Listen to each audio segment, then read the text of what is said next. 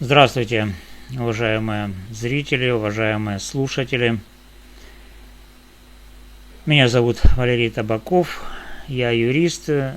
Свою профессиональную деятельность, всю свою жизнь я стою на границе между словом и фактом, между тем, что хотят услышать, и тем, что можно доказать. Я привык разбирать дела, в которых красивая история сталкивается с холодными доказательствами. И сегодня, 24 августа 2026 года, я приглашаю вас вместе со мной пройти по одному из самых грандиозных сюжетов человеческой культуры, библейскому исходу евреев из Египта. И сделать это так, как подобает человеку, для которого истина важнее предания. Не как богослов, не как атеист, а как юрист, который привык спрашивать. Доказательства на бочку. Друзья, 2 миллиона человек, 40 лет в раскаленной безжалостной пустыне, исчезновение целого народа из самой организованной, самой бюрократической державы древнего мира, и при этом ни одной строки в египетских документах, ни одного черепка на местах предполагаемых стоянок, ни одного слоя разрушений, который соответствовал бы масштабу описанного завоевания. Это не просто отсутствие улик, это оглушительное, почти физически ощутимое молчание. Молчание, которое само по себе становится доказательством. Давайте начнем с того, что мы знаем наверняка. Египет эпохи Нового Царства был государством, одержимым учетом. Государственной машиной, которая стремилась зафиксировать все. В поселке строителей царских гробниц Дейр-эль-Медина археологи нашли тысячи остроконов, глиняных и известняковых черепков, на которых день за днем записывали присутствие рабочих. Не просто был или не был. Записывали причину отсутствия, болезнь, семейные обстоятельства, пивоварение, укус скорпиона и даже похмелье. Государство замечало, когда один человек не вышел на смену. Один. И вот перед нами утверждение, что в это же самое время, в этой же самой стране исчезли сотни тысяч людей. Целый народ. 2 миллиона душ. Рабочие. И государственная машина, способная зафиксировать укус скорпиона как причину невыхода на работу, якобы не заметила этого исчезновения. Скажите мне честно, можно ли в это поверить, не отключив здравый смысл? Можно ли представить себе бюрократию, которая видит мелочь и слепнет перед катастрофой? Это уже не недосмотр, Это логическая пропасть. Но пойдем дальше. Связь между учетом внутри страны и контролем на границах прямая и неразрывная. Восточная граница Египта в те века была не дырявым забором, а настоящей системой, цепь крепостей, известная как Путь Гора. Камень этих укреплений до сих пор лежит в земле. Рельефы Сети I в Карнаке с гордостью показывают, как фараон контролирует каждый шаг на этом пути. Археологические раскопки в Тель-Хебуа, Тель-Эль-Борге и других пунктах подтверждают, фортификации существовали, гарнизоны стояли, дороги контролировались. Но что мы видим в документах? Папирусы Анастаси. В одном из них подробно описывается погоня за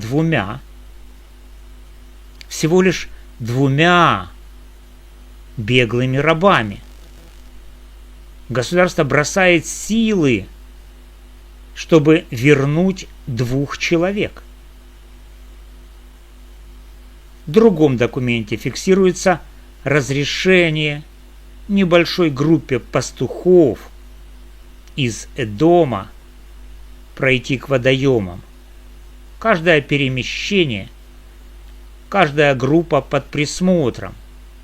А теперь представьте, через эту же самую систему, через эти же крепости, мимо этих же гарнизонов проходит лавина в 2 миллиона человек. Женщины, дети, старики, скот, повозки. И ни один писец не дрогнул рукой, пальцем не пошевелил. Ни один командир заставы не отправил донесение. Ни один папирус не сохранил даже намека. От подробнейшего учета одного рабочего к полному молчанию о целом народе, от погони за 2 беглецами к исчезновению миллионов. Цепочка доказательств рвется именно там, где должна была быть самой крепкой. И эта же логика ведет нас дальше, в пустыню, Синай. 40 лет. 2 миллиона ртов, которым нужно есть. 2 миллиона пар ног, которые оставляют следы. Костры, шатры, захоронения, обломки сосудов, зола, кости. Даже небольшой караван оставляет после себя археологический след. А здесь народ, сравнимый по численности с крупным древним городом, кочующий 4 десятилетия. Археологи исследовали Синайский полуостров тщательно и многократно. И что они нашли? Пустоту. Величественную, беспощадную пустоту. Там, где должна была грохотать история целого народа, лежит лишь ветер и молчание камней. Нет слоя, который соответствовал бы такому пребыванию. Нет керамики нужного количества и типа. Нет захоронений соответствующего масштаба.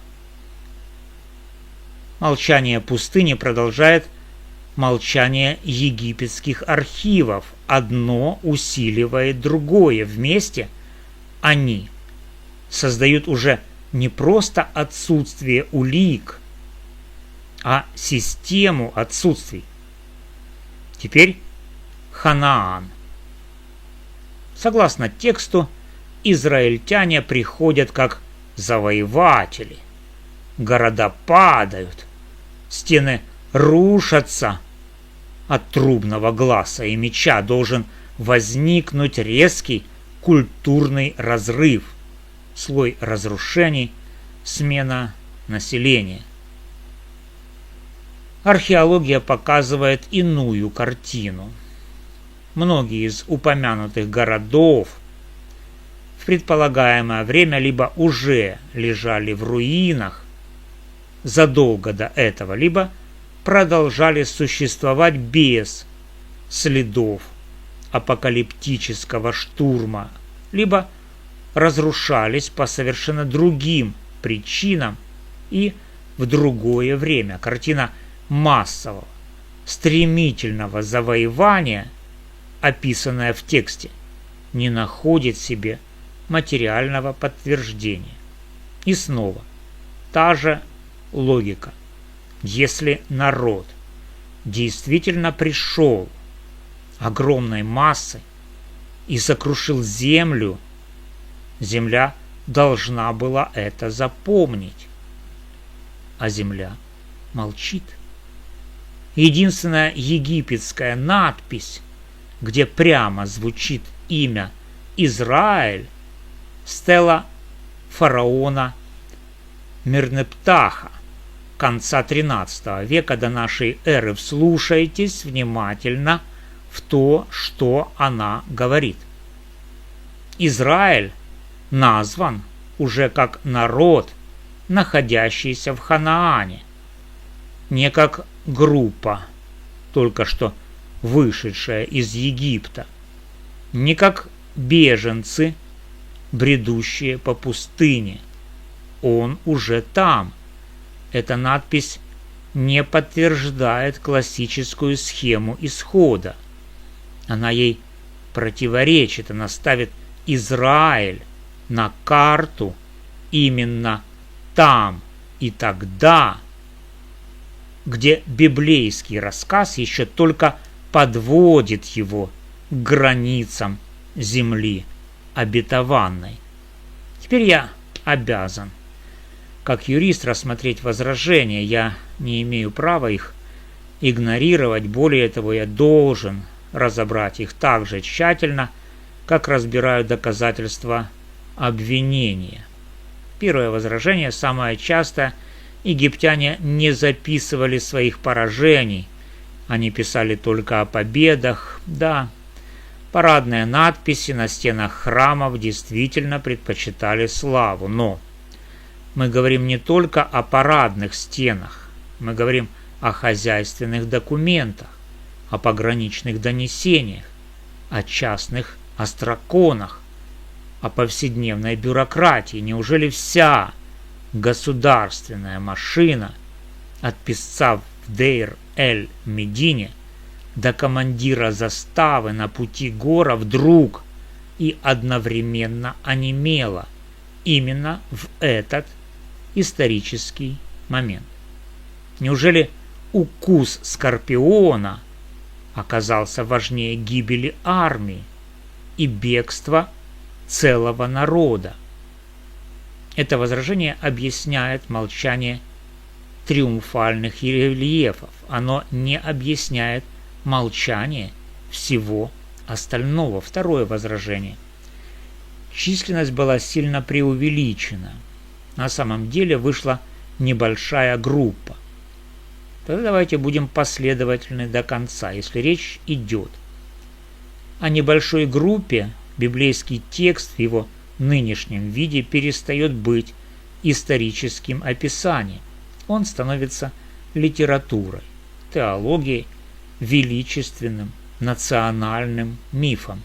И это честная позиция, но тогда нельзя одновременно утверждать, что все было так, как написано, и тут же уменьшать масштабы в сотни раз. Либо текст историчен в своих цифрах, и тогда доказательств нет, либо цифры – это художественное преувеличение, и тогда мы уже говорим о другом жанре. Третье возражение. Возможно, все произошло раньше, во времена гиксосов. Гиксосы – исторический факт. Семитские правители, контролировавшие часть Египта.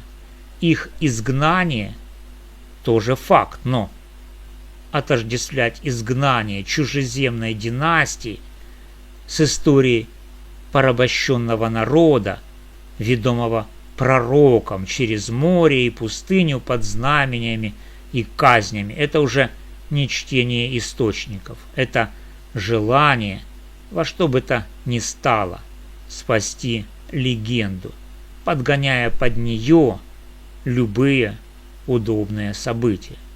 Хронология, характер событий, детали – все различается слишком сильно. Четвертое возражение звучит почти философски. Отсутствие доказательств не есть доказательство отсутствия.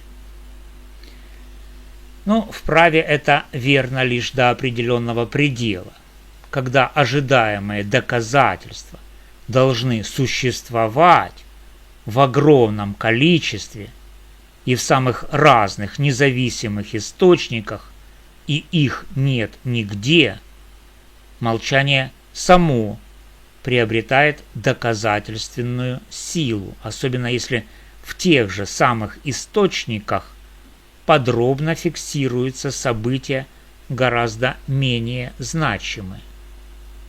Мы имеем дело не с случайным пробелом, мы имеем дело с системным, многоуровневым отсутствием следов там, где они обязаны были быть. В праве существует железный принцип, который я могу повторить. Бремя доказывания лежит на том, кто утверждает. Тот, кто утверждает, что 2 миллиона человек 40 лет шли через пустыню, пережили чудеса и сокрушили города Ханаана, обязан представить доказательства. Их нет. Есть текст, созданный столетия спустя после описываемых событий, и есть гробовое, многоголосным эхом усиленное молчание современников этих событий. Я не посягаю на веру, вера живет в сердце человека, и туда у меня нет ни права, ни желания вторгаться. Вера может вдохновлять, утешать, давать смысл. Это ее территория, но когда веру выводят на суд истории, когда ее пытаются сделать фактом, равным по достоверности падению Вавилона или походам Тутмоса, тогда вступают в силу совсем другие законы.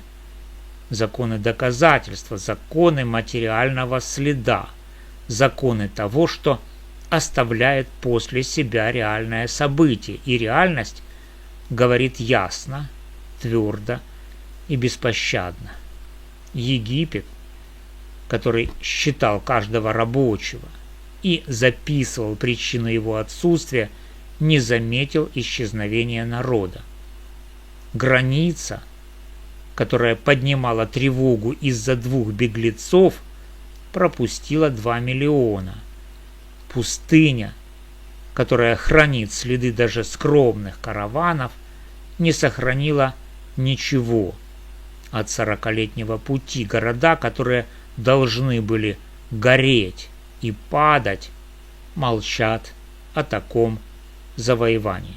Единственная надпись с именем Израиля ставит этот народ уже в Ханаан, вопреки логике классического рассказа. Это не отсутствие доказательств, это присутствие отсутствия. Это величественное, торжественное, неотразимое свидетельство того, что события такого масштаба И в таком виде под названием «Исход евреев из Египта» не было. Как юрист я привык смотреть правде в глаза, даже когда она неудобна, даже когда она разрушает привычные картины мира. Как человек я способен склонить голову перед силой мифа, который тысячелетиями вдохновлял миллионы людей, давал им надежду и чувство избранности. Но миф остается мифом, а история историей. И сегодня перед лицом фактов, перед лицом молчания архивов, пустыни и земли я произношу то, что обязан произнести по совести и по профессии. Библейский исход евреев из Египта в том грандиозном, эпическом виде, в каком он дошел до нас через священный текст, не выдерживает суда доказательств. Он прекрасен как сказание, он могуществен как символ, но как историческое событие того масштаба, который нам предлагают, он не состоялся. Спасибо за ваше внимание.